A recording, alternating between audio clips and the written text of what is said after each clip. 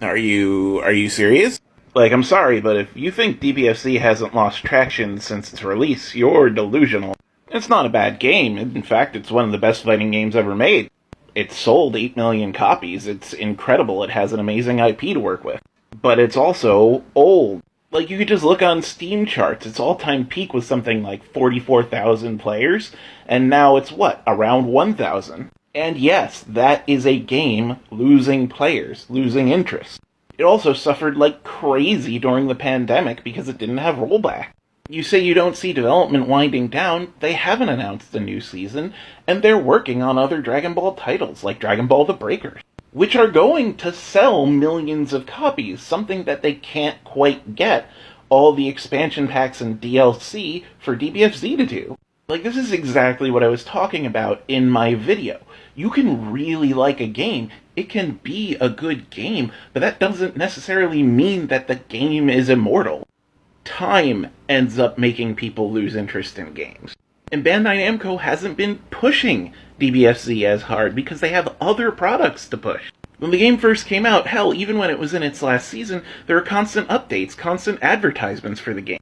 Now there's not. Like, it was forever until we heard this news about Android 21. Like, if you don't think dbfz is winding down, you're not paying attention. Once again, nothing against it. It's a great game. It's just time makes people want new products. And continuing to invest money in an old product that interest has waned for is a good way to lose money. This is just the natural product cycle. People have started to lose interest in dbfz because enough time has passed and enough new games have come out. dbfz players are now playing Strive and are looking forward to stuff like DNF Duel or Project L or even KOF 15. That's nothing against dbfz, it's just stuff has come out. And the more time passes, the more stuff comes out, which means people have opportunities to play other stuff than dbfz. Like, I don't know what to tell you, man, but if you go into an investor meeting and say that a 5-year-old game is as marketable as it was when it first released, they're gonna laugh you out of the room. And if dbfz was in fact as marketable as it was when we got Season 4, we would be getting a Season 5. Because if there's a way to make easy money, they'll make that easy money.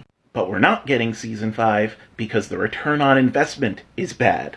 Putting in all the money to create that many new characters won't bring back the money that it takes to make that many new characters.